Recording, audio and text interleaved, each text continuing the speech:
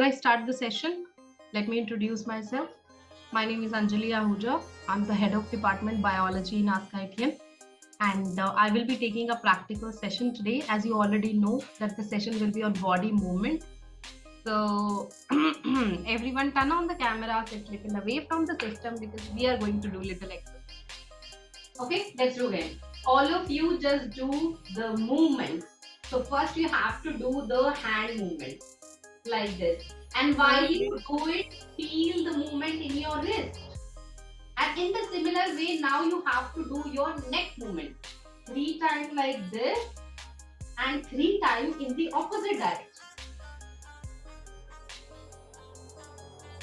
Now guys, let me teach you all the joints one by one and we will do specific that movement. So first movement is hinge movement. He is right. Example is elbow. If you turn to this elbow movement, can you do more movement than this? Try. Can you? No. This is known as, actually this hinge joint movement is on one axis only. One axis. And that is doing only 2 things in it. Extension and flexion. Flexion, extension, where angle is this only. Okay. Now who will explain me the next type of movement, which is pivot? Ma'am, for example, in our neck and also in our backbone. Okay. Any other? So next movement is pivot movement. What I am trying to say, that pivot movement is also on one axis, but that axis is very long. That actually it's like this, and the bone is moving in between it, like this. Are you getting my point? So when you are turning your wrist, internally this bone is entangled into a ligament, and that's moving into the ligament like this. Inside it is happening. So now next movement is ball and socket movement. Ball and socket movement. So for example, you are correct. It is hip movement and the shoulder. So move your hand. Okay, I have to be from the distance. I will do it like this. Ball and socket is like movement which is in all axes. If you see, it is like a socket and a ball.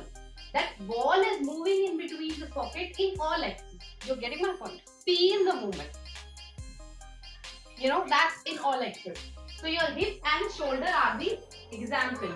Now who will tell me ellipsoid movement? Ellipsoid joints are like this. When you're doing your finger like this, there is a little limitation. This is the ellipsoid. Okay? Okay. Fine. Who will tell me the saddle now? Ma'am, I can. Please tell me.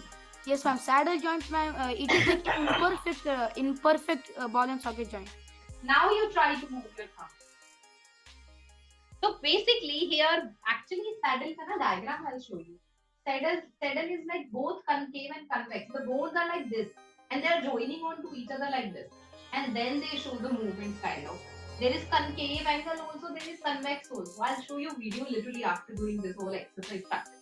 Okay, so very good. Now who will explain the plane joint? It is a plane joint.